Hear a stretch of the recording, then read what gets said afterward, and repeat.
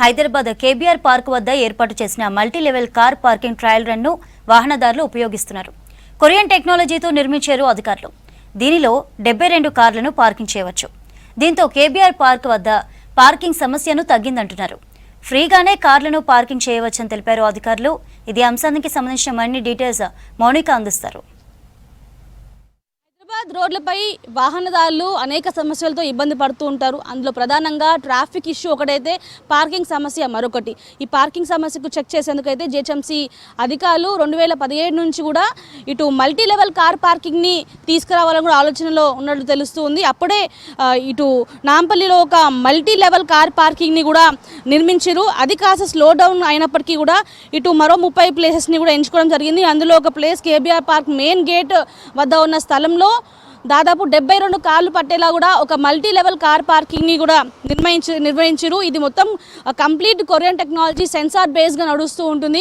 ప్రస్తుతం అయితే 2 months నుంచి కూడా ఇది ట్రయల్ రన్ జరుగుతూ ఉంది. ట్రయల్ రన్ చాలా సక్సెస్ఫుల్గా జరుగుతుందని చెప్పాలి. ఎందుకంటే ఇప్పటికీ దాదాపు 2 నెలల నుంచి కూడా సక్సెస్ఫుల్గా రన్ అవుతుంది. ఎక్కడ కూడా ఇచ్చిన కంప్లైంట్ లేదనేసి కూడా ఇక్కడ ఉండే నిర్వాహకులు చెప్తున్న పరిస్థితి కనిపిస్తుంది. ముఖ్యంగా కేబీఆర్ పార్క్ అంటే చాలా పీక్ ఏరియా. ఎందుకంటే ఇటు చాలా యాక్టివిటీస్ జరిగే ఏరియా, పొలిటికల్ పార్టీకి సంబంధించి కావచ్చు, ఇటు పబ్లిక్ ఎంటర్టైన్మెంట్ జోన్గా కూడా ఈ ఏరియా అని చెప్తుంటారు. ఇక్కడ హోటల్స్ ఉన్నాయి, దాంతోపాటు మాల్స్ ఉన్నాయి, ఇట్లనే హాస్పిటల్స్ ఉంటాయి, పార్క్స్ ఉన్నాయి, అన్ని రకాల ప్లేసెస్ ఇక్కడ ఉండడంతో ఇది ఒక పీక్ ప్లేస్గా చెప్పాలి. ఈవినింగ్ అయితే చాలు ఈ కేబీఆర్ పార్క్ చుట్టూ కూడా వాకర్స్ సందడి కనిపిస్తూ ఉంటుంది. పార్కింగ్ సమస్య వాళ్ళకి ఎక్కువగానే ఉంటుంది. అలాంటి వారికి కూడా ఈ యొక్క మల్టీ లెవెల్ కార్ పార్కింగ్ కాస్త బెనిఫిట్గానే ఉండబోతుంది. ఇప్పటికే మనం చూస్తున్నాం కదా, కొన్ని కార్స్ అయితే ఈ స్లాట్ల వద్ద కూడా ఏర్పాటు చేసుకోవడం జరిగింది. దాదాపు ఈ యొక్క KBR park multi level car parking వద్ద 6 స్లాట్స్ ఉన్నాయి. ఈ ఒక్కొక్క 6 స్లాట్లో ఒక్కొక్క దాదాపు 12 ప్యాలెట్స్ కూడా ఉంటాయి. అంటే 12 కార్లు అయితే ఇక్కడ పార్క్ చేసుకోవచ్చు.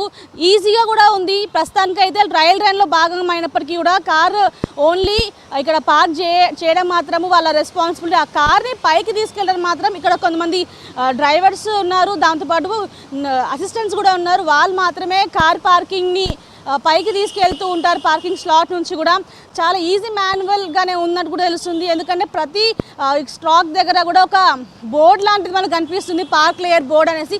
ఆ బోర్డు కూడా చాలా ఈజీగా ఆపరేట్ చేసుకోవచ్చు. కార్ పైకి వెళ్ళేటప్పుడు యాంటీ డైరెక్షన్ వెళ్తుంది, క్లాక్ డైరెక్షన్ వెళ్తుంది. రివర్స్ వచ్చేటప్పుడు మాత్రము యాంటీ డైరెక్షన్లో వస్తూ కూడా తెలుస్తుంది. ముఖ్యంగా ఒక కార్ పైనుంచి అంటే పైన ప్యాలెట్ నుంచి కిందికి రావడానికి దాదాపు 5 నుంచి 6 నిమిషాలు పట్టేలా కూడా కనిపిస్తూ ఉంది.